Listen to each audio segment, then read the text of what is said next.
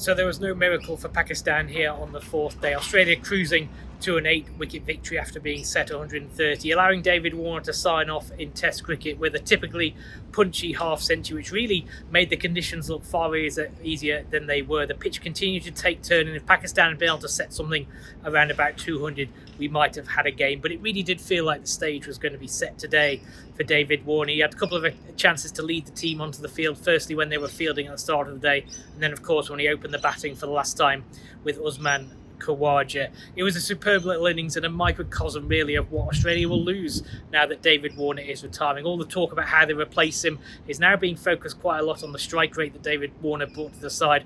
Of course, he played at 70 for much of his career, a real trendsetter in that fashion. He's going to be very hard to replace whoever goes into that top order position.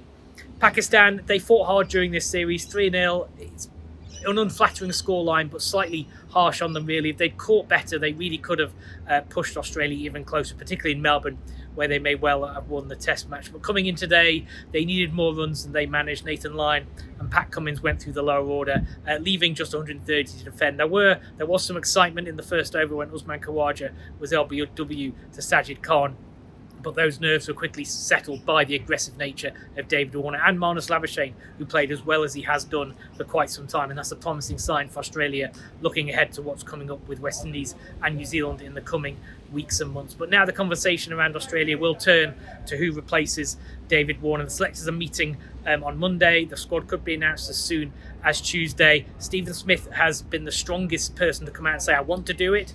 Doesn't look like that's going to be the case. The talk is that they want him to remain at 4, and they actually want as few moving parts in this next batting lineup as they can get. So it does seem whoever comes in will go straight in to replace David Warner at opening. There's some talk it could be Cameron Green now, which would be a big challenge for the all-rounder and a fascinating story heading into that West Indies series. But just a final reflection on this 3-match series against Pakistan.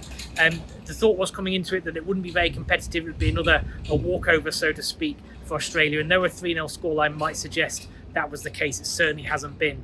Pakistan have fought hard throughout. Amir Jamal, player of the match here, was an absolute star of the series. And if they could have found a few more runs from their top order, Babar Azam, of course, had a lean series to continue his struggles for form. They really could have put more pressure on Australia. As it is, though, it's another convincing margin for Australia, more valuable World Test Championship points for them, and a very fine start to 2024.